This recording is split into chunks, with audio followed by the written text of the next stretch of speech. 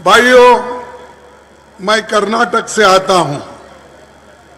अक्सर हमारे पास हिंदी कम बोली जाती है और कम समझते हैं।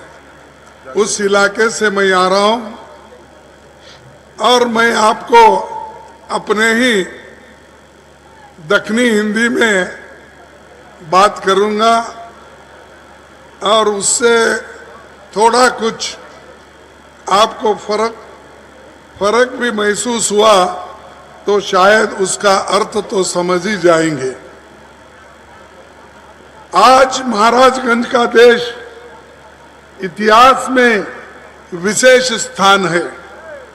इसी जिले में भगवान बुद्ध की ननियाल रही है ना? अभी आपको भी मालूम नहीं पक्का। ये लोकोलीय गणतंत्र जो 700 बीसी और 500 बीसी के बीच इस इलाका एक खुद को अपना ही गणतंत्र यहाँ पर होता था, जिसको बाकी के लोग छाती पे हाथ रख के बोलते हैं कि हमारे देश में बहुत दिन से 2600 पहले ये भारतीय गणतंत्र था। वो था, इस इलाके में था, इस एरिया में था और बुद्ध के स्थान पर था। इसीलिए हमको डेमोक्रेसी बचाना है। और 1857 के महान क्रांति युद्ध में भी यहां बहुत बड़ा आंदोलन हुआ और उसमें हिस्सा भी लिए। ऐसे एक महान नेता और खास करके इधर लोगों को ज्यादा से ज्यादा जो पहले के सांसद थे प्रोफेसर सिब्बनलाल सक्सेना जी, वो भारतीय संविधान सभा के सदस्य थे और संविधान बनाने में उनका बड़ा योगदान था। उसी ढंग से यही हमारी पार्टी के नेता वीर बहादुर सिंह जी भी, राजनीति भी आरंभ यहाँ से हो गई। 1985 में वे उत्तर प्रदेश के मुख्यमंत्री बने तो पूर्वांचल के विकास के लिए काफी काम किया। सांसद और विधायक के रूप में हर्षवर्धन जी ने दिल्ली और लखनऊ में महाराजगंज की आवाज बुलंद की। कांग्रेस सरकार में महाराजगंज 2 अक्टूबर 1979 में यहाँ पर जो जिला बना तो उससे भी ये आगे बढ़ा। लेकिन जिन्हें अपने महाराजगंज से सांसद चुना पंकज चौधरी, वे मोदी सरकार में केंद्रीय वित्त मंत्री राज्य मंत्री है। इन्होंने आपके लिए कुछ काम भी नहीं किया। नेपाल के साथ सादा बॉर्डर होने के कारण ये जिला राजनीतिक लिहाज से अहम है। फिर भी जिला मुख्यालय रेल लाइन से नहीं जुड़ा। मैं एक बार मुझे सिद्धार्थ नगर जाने का मौका मिला। उस वक्त हमारे सिद्धार्थ नगर के एमपी कांग्रेस में थी। वो आपको मालूम होंगे, एक दिन के 24 घंटे के मुख्यमंत्री थे। जगदम्बा पाल। अब वो हमारे से छोड़ के चले गए और उसमें शामिल हो गए। मोदी के साथ खूब वो मिलते हैं, उनकी तारीफ करते हैं पार्लियामेंट में। लेकिन उस एरिया में अगर रेलवे लाइन को किसी ने जोड़ा और 3-4 रेलवे स्टेशन किसी ने दुरुस्त किया, वो मल्लिकार्जुन खड़गे ने करके दिया। इसीलिए करके दिया। वहां पर जो गौतम बुद्ध के शिष्य उनको देखने के लिए जिनकी आस्था है, उसमें जो भक्ति रखते हैं, उनको लुम्बिनी पहुंचने के लिए हमने तीनों रेलवे स्टेशन करके हमने दिया और हम खुद आकर उसका उद्घाटन भी किया। यहां पर बहुत से शुगर मिल थे, वो भी गायब हो गए आज मोदी जी के जमाने में। और यहां के चीफ मिनिस्टर्स आज चुप क्यों बैठे, मेरे समझ में नहीं आ रहा। बातें तो बहुत करते हैं, कोई डबल इंजन की सरकार की बात करते हैं, खुद प्रधानमंत्री बात करते हैं हमारी सरकार डबल इंजन की सरकार है। भाई एक इंजन तो फेल हो गई, एक इंजन डिरेल हो गई, अब कहां तुम डबल इंजन की बात करते हो, उससे क्या होने। लेकिन हमने जो देश को आगे बढ़ाया, पंडित जवाहरलाल नेहरू जी से लेकर जो काम किया, इंदिरा गांधी जी से लेकर जो काम किया, आज तक ये डबल इंजन वाले कुछ नहीं कर सके उनके सामने। बड़े बड़े प्रोजेक्ट बनाए, बड़े बड़े बांध बनाए, बड़े बड़े पुल बनाए, इनका काम क्या है, सिर्फ कांग्रेस को गालियां देना। शिवपाल जी सुबह उठते ही वो हमको ही गालियां देते, आप तो टीवी में देखते होंगे। सुबह उठते ही राम का नाम कम लेते हैं, कांग्रेस का नाम ज्यादा लेते हैं। ऐसे ये लोग इस विचारधारा के हैं। देखो, हम किसी व्यक्ति के लिए उनके खिलाफ नहीं लड़ रहे, चाहे वो मोदी हो, चाहे वो योगी हो, उनके खिलाफ हम व्यक्तिगत नहीं लड़ रहे। दो विचारधारा की लड़ाई है। इसमें हमने एक विचारधारा चुनी जो गरीबों के लिए, किसानों के लिए, मजदूरों के लिए, दलितों के लिए, आदिवासी के लिए जो अच्छा है, वो रास्ता हम और हमारे गठबंधन के लोग चुने। और एक रास्ता है जो आरएसएस का, दलितों को कुचलने का और आदिवासियों को कुचलने का, पिछड़े लोगों को पीछे छोड़ने का, ये उनकी आइडियोलॉजी है। और वो हमेशा आते हैं, आइडियोलॉजी की बात करते हैं, देश की बात करते हैं। अरे देश को तो हमने बनाया। इस देश में एक सुई नहीं बनती थी, एक अन्न का दाना भी बड़े मुश्किल से बाहर देशों से हम गेहूं ला के लोगों को खिलाते थे। उस देश में आज अगर हरी क्रांति हुई है, वो पंडित जवाहरलाल नेहरू और हमारे इंदिरा गांधी जी के। बोलिए आप, ये करने के बाद भी कांग्रेस ने क्या किया? 70 साल में कांग्रेस ने क्या किया? अरे हम कुछ नहीं करते मोदी जी। आज लोकतंत्र में आप प्रधानमंत्री बोल के बैठ नहीं सकते थे। आप जो बैठे हमारे वजह से, क्योंकि हमने संविधान बनाया, क्योंकि हम लोकतंत्र को बचाया और लोकतंत्र के नाम पे हमने इस देश को कायम रखा। वही लोकतंत्र को, वही संविधान को आप तोड़ना चाहते हो, उसको खत्म करना चाहते हो। ये कभी नहीं होगा।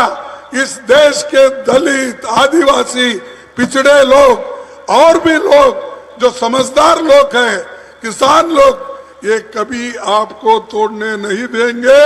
आप टूट जाएंगे लेकिन संविधान कभी टूटेगा नहीं, लोकतंत्र कभी हटे खराब नहीं होगा, हम करने नहीं देंगे।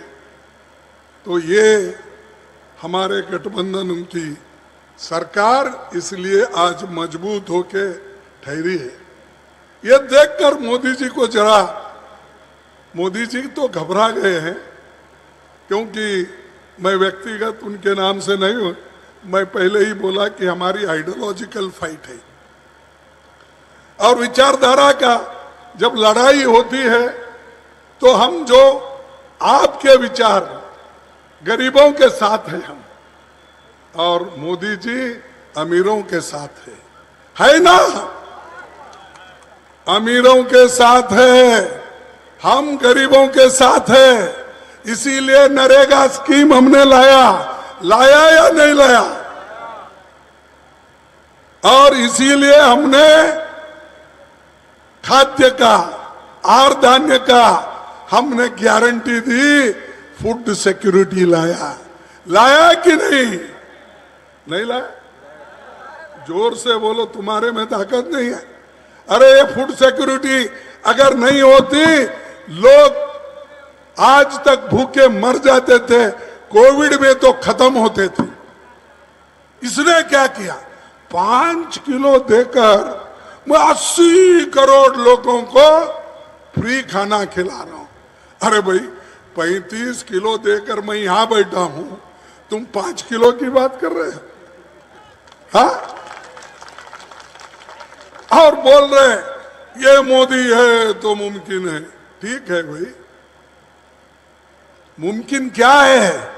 महंगाई मुमकिन है, बेरोजगारी मुमकिन है, पेट्रोल महंगा हो गया ये मुमकिन है, गैस महंगा हो गया ये मुमकिन है, डीजल महंगा हो गया ये मुमकिन है, किसानों की फर्टिलाइजर महंगी हो गई ये मुमकिन है, और उसी तरह से जीएसटी डालकर हमारे मजदूरों को, हमारे किसानों को तंग करने वाले मोदी सरकार है। ये मोदी जी आप है तो ये सब मुमकिन है। अगर हमारी सरकार आएगी, गठबंधन सरकार बनेगी, जितने भी किसानों पर टैक्स है, वो चाहे ट्रैक्टर का हो, ट्रैक्टर टायर का हो, फर्टिलाइजर का हो, औषध का हो, ये सब हम हटा देंगे।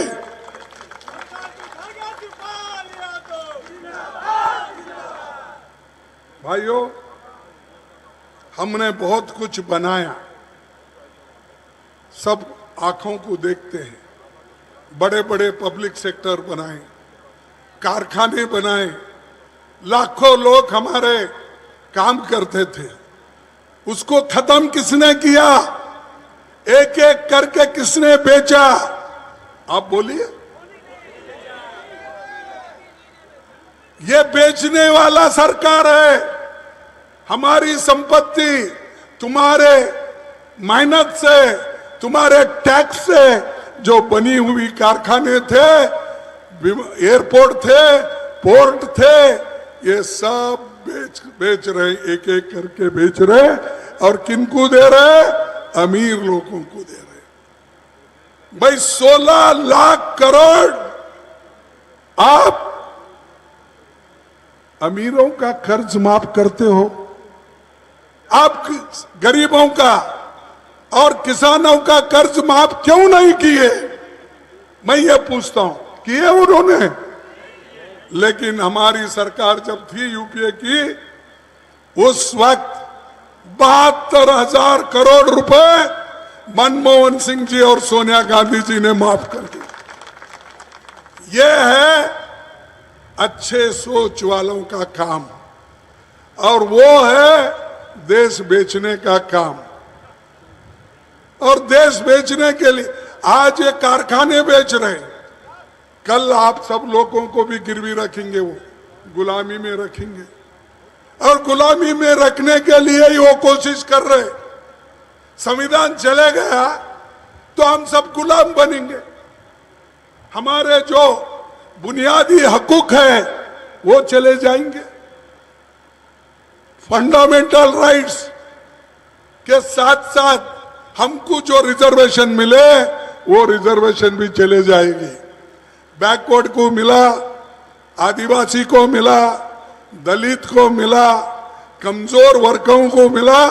ये सब संविधान बदलने के बाद इनकी जो मंशा है, बदल कर इनको जहां के वहां रखना। जो पहले कैसे थे गुलामों के जैसे, वैसे ही इनको रखना। ये काम मोदी जी कर रहे, उनकी सरकार कर रही। हम नो देश आगे बढ़े। अरे आप वोट पूछना है तो आप वोट पूछिए, तुम्हारे काम पे पूछिए। मैं बुलेट ट्रेन लाता हूं बोले, सुने नहीं? बुलेट ट्रेन सुने? बुलेट ट्रेन लाता हूं। कहां से? अहमदाबाद से बंबई। कितना किलोमीटर? 500 किलोमीटर। 500 किलोमीटर के लिए उन्होंने 1 लाख करोड़ रुपए जापान से कर्जा लिया, और कर्जा लेके वो क्या कहते हैं, बुलेट ट्रेन लगाओ। कहां है भाई तुम्हारी बुलेट ट्रेन? कर्जा तो लिए, कहां खर्च करे? क्यों? 500 किलोमीटर के बजाय, जैसा कि हमारे वक्त, नेहरू जी के वक्त, हमने बड़े बड़े रेलवे लाइन डाले, बोगी फैक्ट्रियां करी, इंजन फैक्ट्री करे, बहुत से जगह काम हमने करके दिखाया। इन्होंने बगैर काम करे हुए सब क्रेडिट लेना चाहते हैं। इनकी पार्टी वैसी है। ये आरएसएस वाले तो ऐसे हैं, अगर उनको आप उंगली दिए तो आदमी को ही निगल लेते हैं। अगर उंगली आप उनको दे दिए तो पूरा आपको निगल लेंगे। यह उनका है, क्योंकि हम देख रहे बहुत से नेताओं को 888 नेताओं को उन्होंने ईडी के केस में, सीबीआई के केस में, आईटी के केस में अंदर कर दिया। और एमएलएस, एमपीस, इनको भी अंदर कर दिया। और बाद में उनसे दोस्ती करके उन्होंने कहा, भाइयों या हमारे साथ रहो तो ठीक है, अगर नहीं रहेंगे, ईडी है, इनकम टैक्स है, सीबीआई है। आप देखिए, तो डरा डरा के सब लोगों को उन्होंने अंदर लिया और सरकारें तोड़ी। आप देखिए, ऐसी सरकार आपको होना चाहिए जो लोगों में फूट डालती है। तो इसीलिए मैं बहुत जगह बोला, शाह और मोदी के पास बहुत बड़ी लॉन्ड्री है। शिवपाल जी, बहुत बड़ी लॉन्ड्री है। उस लॉन्ड्री में मैं समझा था कपड़े धोते हैं, क्लीन होके आते हैं। कोई पैंट डालता है, धो के आता है, शर्ट डालता है। लेकिन मुझे यह मालूम नहीं था इनके लॉन्ड्री में इतनी बड़ी मशीन है, कलंकित आदमी को अगर उस वॉशिंग मशीन में डाले तो वो पवित्र होके क्लीन होके आता है। आदमी को धोने वाला मशीन मैं नहीं देखा। अगर आप कोई देखे हैं तो बताइए। तो ये शाह की करामत है, मोदी जी की करामत है। लोगों को डरा डरा के उन्होंने बहुत कुछ अपनी हुकूमत चलाने के लिए चालाकी की। लेकिन आने वाले दिन में ये नहीं चलेगा। 2024 के इलेक्शन में आपकी गवर्नमेंट नहीं आएगी, गठबंधन सरकार आएगा। और हमने जो भी प्रॉमिस किया है वो जरूर हम आपको देंगे। और उन्होंने जो भी कहा, आपको मालूम ही है, सबके जॉब में 15-15 लाख काला धन ला के डालता हूं बोले। बोले या नहीं? बोले थे या नहीं? 2-2 करोड़ नौकरियां देने का बोले थे या नहीं? किसान की आमदनी डबल करने का बोले थे या नहीं? तो ये सब झूठे हैं। अरे प्रधानमंत्री कैसा झूठ बोलता है, आप झूठ बोल रहे हैं ये सब लेके। वो सच है कि आप सच है? अगर आप सच है तो हाथ उठाओ। मोदी झूठा है, इसीलिए मैं बार बार ये कहता हूं झूठों के सरदार है। और ये आदमी अगर फिर से आएगा, आगे इलेक्शन नहीं होंगे, दलितों के कोई कैंडिडेट नहीं होंगे, आदिवासी के नहीं होंगे, कोई बैकवर्ड महिला कोई भी कैंडिडेट नहीं होंगे। हम क्या गलती कर रहे हैं? हम तो बोल रहे भाई आप कुछ नहीं करे, हम ये करने वाले हैं। हमने बोला 5 न्याय हम करेंगे, एक युवा न्याय, एक महिला न्याय, एक किसान न्याय, एक श्रमिक न्याय और एक जो है उन लोगों को हिस्सेदारी न्याय। ये 5 बोले हम, 5 न्याय और 25 गारंटी। महिलाओं को सालाना 1 लाख रुपए देने का वायदा हम किए हैं।